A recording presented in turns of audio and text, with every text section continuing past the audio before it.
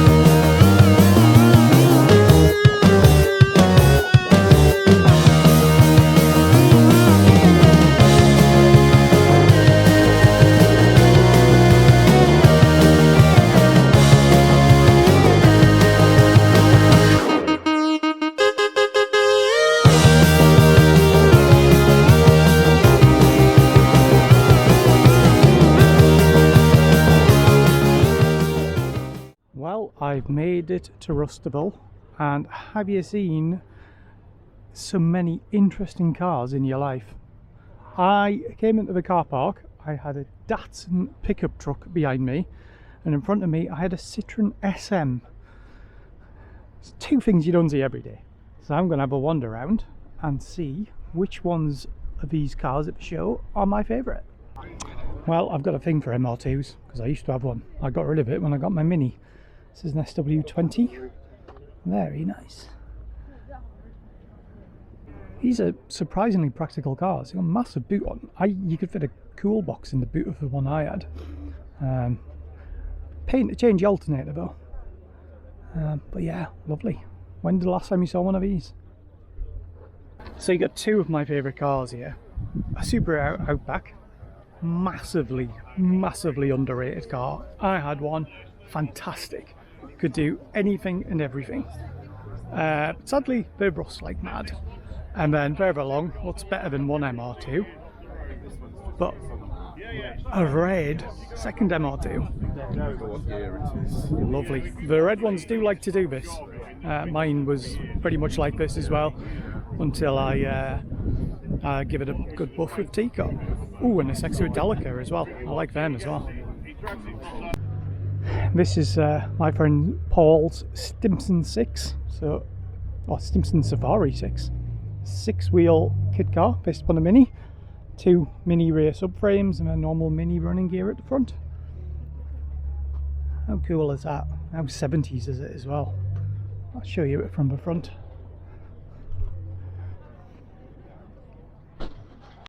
When did you last see a Mark 1 Ford Mondeo? And when did you last see one on a K-plate? So they came out in 93, May 93 I think, or April. So this would be one of the very first ones. Amazing. It's got the poverty wheel trims on. What spec is it? It's just badged a 16 valve, so that was like the base model I think, even below the LX. Lovely. And then on the other side, we've got this rather sweet looking Mini convertible. So I don't think this is a Lamb one, I think this is a production one. How lovely is that? I always thought they were a bit fussy about having this massive hood on the back, but yeah. Cool. And then a bit further along, a Peugeot 306. But I'm not going to show you that because it's not phase 1. But yeah, lovely. A car I would buy if I had the money, and also if you could find one. A Matra Rancho. I remember these were everywhere in the 80s. Absolutely nowhere now. There's like 3 left in the UK or something silly like that. Left-hand drive this one, so it must have been imported from en français, as I say. So lovely. Talbot Matra. A Fiat Seicento. When did you last see one of these? I swapped an engine on one of these once. 1 litre engine. You could pretty much pick it up by yourself. It was incredibly small engine. I think we didn't even lift it out from above. I think we've just jacked the car up and pulled it out from below. But yeah, this one's quite minty really, considering it's a Fiat. Hopefully you can hear me over the copyright music, but a Y Reg R15 Mini, these are very rare. Some of them were pre-production models. See, this one was built April 2001. They came out in 2001, but a lot of people waited until September to get them on a 5.1 plate.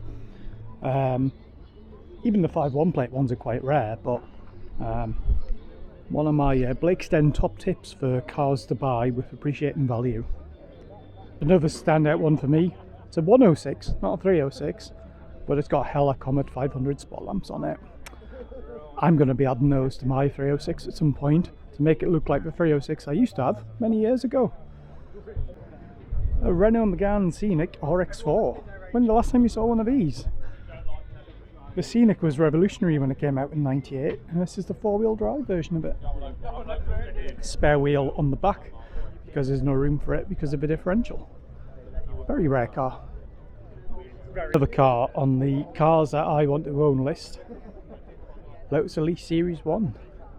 You forget how small these are. That is lovely. Spot the Peugeot 205 switchgear and the Vauxhall Cavalier indicator stalks. Ooh, this is a sport model as well. Very nice. The only thing I would change, I'd have it in Norfolk mustard yellow. That's the colour I want mine in. Do you think I should buy one? Comment below.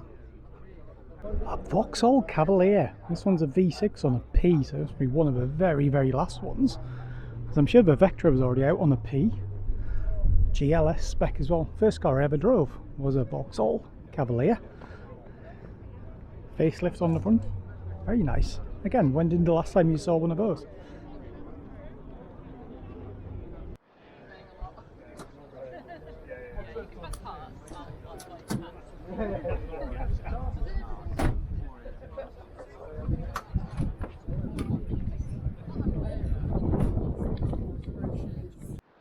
How about this Volvo 240 estate, but check out the mileage. 858,245. It's actually 244. Not bad condition though for that many miles. Been to the moon and back.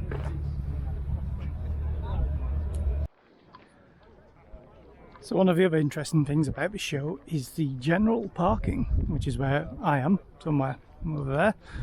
You've got some very interesting cars, so let's go and take a look. So how cool is this? Not that, this. My Mini. And don't forget to like and subscribe and all of that good stuff. So things that interest me, another Y-Reg Mini, Cooper. Red and white, best colour, next to a proper Mini. And then look at this TVR. What colour is it? Every colour. It's a heavily modified J-Reg Defender 110 with a TD5, followed by, this is not a Renault 1916 valve, it's a Renault 1916 valve lookalike, because I follow the guy on Instagram, followed by a Mondeo LX. There's the Fiesta we passed on the way down. Very nice. Oh, a Renault Megane. Got a thing for Renault Meganes as well. This is a phase 2 one. I prefer the phase 1s. Hopefully we'll see one when we walk around. A beige Talbot. Does it get any better than this? Look at that. Beige paint, beige seats, beige plastic. Oh, it's an Alpine Series 2. 5-speed. How about a Mark 1 Escort, which has not been turned into a rally replica because it's the estate version. 3-door estates back when they were a thing. How cool does this LDV 400 look? I don't think it is ever been washed. Oh, it's a Leyland DAF 400, sorry, not an LDV. It's that early. Nice. And that's the Astra we passed on the way down as well. Next to a Belmont. Now this looks a bit interesting. A white Range Rover with some extra lights and a big bulge in. This will be ex-police. Yep, it's got a big calibrated speedo in the middle. Cloth interior. Ah, very nice. And this SM was just on the motorway in front of me. You know, as you do, just driving your lovely Citroen SM down the motorway. These cars are so futuristic. Look how the number plate's hidden behind the perspex in the light switch swivel and the hydrogen pneumatic suspension and the track at the back, which is narrower than the front. Yeah, I think I'd have one of these if I had the money. Caterham 7 in yellow. Should I buy one of these instead of a Lotus Elise? I don't know. If I want one of these, I want to kind of build it myself, I think. But I think the Elise is probably a more practical car, but practicality doesn't really come into it when you're talking about something like this. I bet this was a fun drive down this morning. Subaru SVX, another car I quite like. It's like a weird spec, like a 3.3 litre 6-cylinder automatic with 4-wheel drive. And all this amazing glass on it. They are quite nice. But for me, the star of the show, the best car here, Hyundai Santa Fe. So I do have one like this. It's just currently having a rest. Mine looks in better condition than this one, although this one is 2002. Ooh, Lacquer Peel City. What spec is this one? Ah, it's a diesel. The dirty diesel. Mine's the V6. But otherwise, quite unusual to see that here. And then across from that, we've got another Cavalier. Ooh, an SRI. It's a BV SRI 130, I think. I think it had 130 horsepower, 16 valve engine. Don't hold me to that, but nice. Nice colour as well. This is very rare. 1, it's a Lancia. 2, it's a 1980s Lancia. But 3, it's a Lancia 832. So what does that mean? V8, 32 valves. It's got a Ferrari engine under the bonnet. And these cars were proper quick. And it's got one of the best features ever. Second only to pop-up headlights, a pop-up spoiler. So you press the button and that spoiler comes out of the boot lid and you can see the seal. How cool is that? You will not see another Lancia Thema 832 anywhere. Well, you won't find one in the UK. Amazing. Well, I've never seen one of these before. Well, I have seen a Lancia Y10 before. But it's 4-wheel drive, so it must have been like a European special left-hand drive. And then, yeah, it definitely is 4-wheel drive because you can see the differential on the back. So, wow, very rare. Well, I've had an absolutely great time here at Rustival. There's been some fantastic cars on display, some really rare stuff as well. Plus being at the British Motor Museum, it's been quite good as well because you can get into the museum and have a good look around. So yeah, something a little bit different today. Normal service will resume soon, but if you liked this video, press that like button. Don't forget to comment if you've got any questions, and please subscribe as well. Every little subscribe and like and view all helps the channel to grow. So with that, I'll leave you and say bye for now.